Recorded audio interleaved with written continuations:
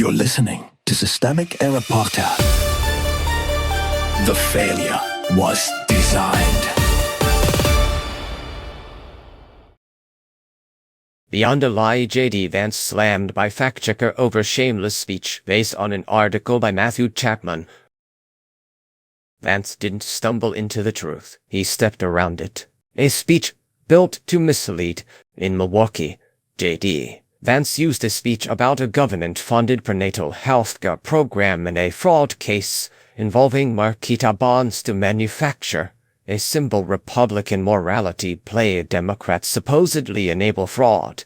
Republicans supposedly fight it. That framing is the point of the performance. It is not a slip. It is a partisan rewrite of who did what when, and under whose power. Power sat with Trump's team. The key institutional fact is not decorative. The indictment Vance tried to claim credit for happened while Joe Biden was president, not Trump. Meanwhile, Trump fired U.S. Attorney Gregory Haanstad, the prosecutor who brought the case. That is where the actual authority sits in the executive branch that can prosecute, dismiss, and pardon.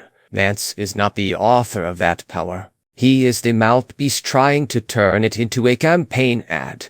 The blame shift is the product. Vance's move was to imply that Republicans were tough on fraud while Democrats were abetting it. That is classic misdirection. Accuse the weaker target of the conduct your side is actively managing. If the record matters, then the record undercuts the performance. Trump's firing of the prosecutor and his pardons of well-connected Medicare fraudsters tell you more about Republicans' seriousness on fraud than any stage-managed speech ever could. Fraud as a moral costume. The source article gets at something important when it says Vance went beyond a lie. The deeper problem is not just falsehood. It is transposition, taking a case that existed independently of Trump and redressing it as proof of Republican virtue. That is how corruption survives in public life. It borrows the language of enforcement while protecting the people with the most leverage over enforcement, the real pattern.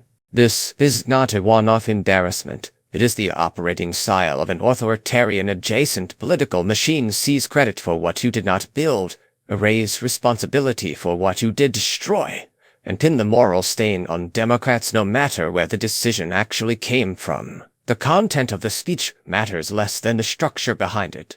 Power makes the facts, then propaganda tries to rename them.